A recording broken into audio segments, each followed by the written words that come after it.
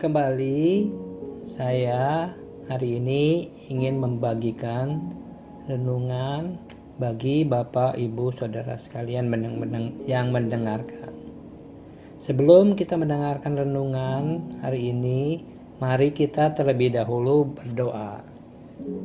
Tuhan Yesus, terima kasih hari ini hamba diberi kesempatan untuk membagikan renungan lagi kepada saudara, Bapak Ibu yang mendengarkan.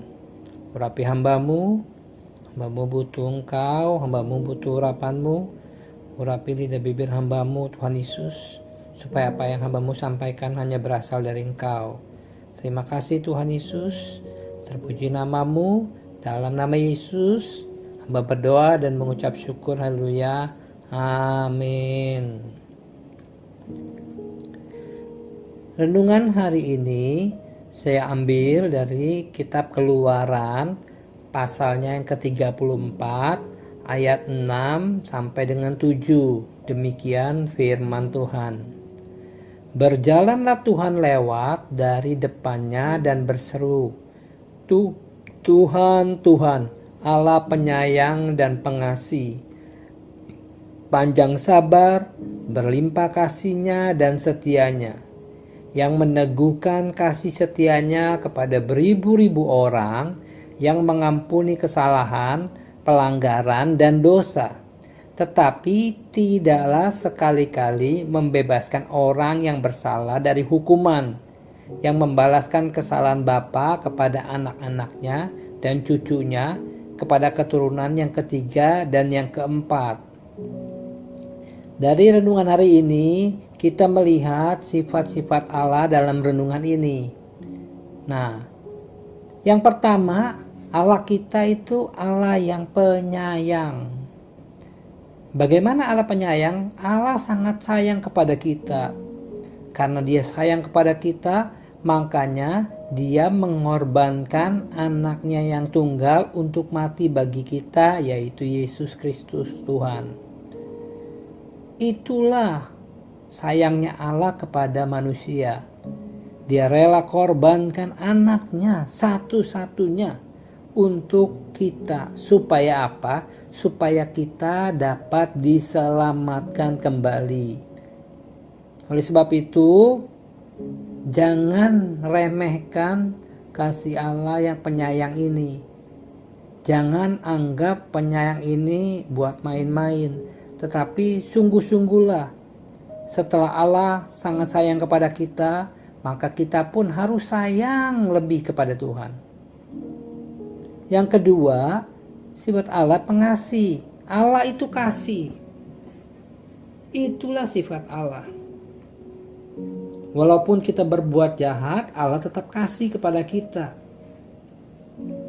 Jadi kasih Allah itu sungguh-sungguh luar biasa. Kasih setia Allah sungguh-sungguh luar biasa. Jadi Allah itu kasih. Yohanes 3:16 berkata, karena begitu besar kasih Allah akan dunia ini, sehingga Ia mengaruniakan anaknya yang tunggal, supaya setiap orang yang percaya kepadanya tidak binasa, melainkan beroleh hidup yang kekal. Jadi karena kasih Allah yang besar itu, Allah rela korbankan anaknya juga. Sifat Allah yang ketiga yaitu panjang sabar. Allah itu sangat panjang sabar. Waktu kita salah, Allah sabar sama kita. Sebagai anaknya kita dididik Allah pelan-pelan, dituntun, kita salah jalan, dikasih tahu salah jalan, diluruskan lagi. Sangat sabar Allah nuntun kita. Sabar terus nuntun kita. Sehingga Allah itu panjang sabar. Tetapi jangan karena Allah panjang sabar kita mempermainkan Allah yang panjang sabar itu. Sifat Allah yang keempat itu berlimpah kasihnya dan setianya. Kasih Allah dan setia Allah itu berlimpah-limpah bagi hidup kita. Sehingga kita boleh minta kepada Allah kasihnya, supaya kasihnya melingkupi kita. Kasihnya memenuhi hidup kita, sehingga hidup kita penuh dengan kasih Allah dan kita bisa mengasihi sesama kita. Sehingga waktu kasih Allah memenuhi hidup kita, sehingga kita bisa mengasihi orang lain. Kita bisa mengasihi orang yang berdosa. Kita bisa mendoakan orang yang berdosa, supaya mereka pun diselamatkan seperti kita diselamatkan. Punya hati yang belas kasihan yang luar biasa, sehingga kita bisa mendoakan mereka. Mereka yang berbuat jahat, mereka yang berbuat hal-hal yang kurang baik, mereka yang menghujat Tuhan, kita bisa berdoa bagi mereka, menangisi mereka supaya mereka itu bertobat seperti Rasul Paulus. Kenapa? Karena berlimpahnya kasihnya Allah kepada kita. Yang kelima, meneguhkan kasih setianya kepada beribu-ribu orang. Jadi Tuhan meneguhkan kasih setianya kepada banyak orang. Kasih setia Tuhan itu luar biasa. Jadi dia kasih kepada banyak orang supaya mereka itu bisa melihat Tuhan dan boleh mengenal Tuhan dan percaya kepada Tuhan. Kasih setia Tuhan berlimpah atas mereka. Yang keenam, mengampuni kesalahan, pelanggaran, dan dosa.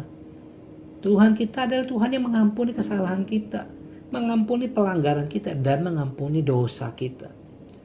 Saat kita jatuh dalam dosa, kita bertobat, kita mengakui dengan mulut, percaya dalam hati, kita mengakui bahwa kita salah, Tuhan ampuni. Tuhan ampuni. Tuhan ampuni. Tetapi jangan pengampunan Tuhan yang mengampuni kesalahan, pelanggaran, dan dosa kita membuat kita merasa meremehkan Tuhan sama sekali. Ya nggak apa-apa lah, hari ini berdosa nanti diampuni. Ya berbuat dosa lagi aja nanti diampuni. Berbuat dosa lagi aja nanti diampuni. Ingat, Allah kita juga Allah yang adil. Dia mengampuni tapi dia adil. Allah yang adil, yaitu Allah juga yang melakukan hal ini, yaitu tidak membebaskan orang yang bersalah dari hukuman dan membalaskan kesalahan bapa kepada anak-anaknya dan cucunya kepada keturunan ketiga dan keempat. Jadi Allah itu adil.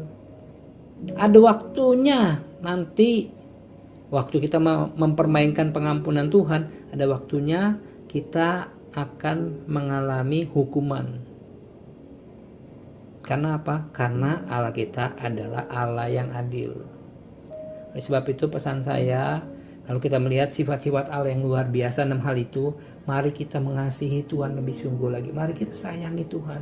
Mari kita dekat dengan Tuhan. Mari kita intim dengan Tuhan. Mari kita melakukan apa yang Tuhan perintahkan bagi kita. Bukan karena disuruh, tapi karena kita mengasihi Dia.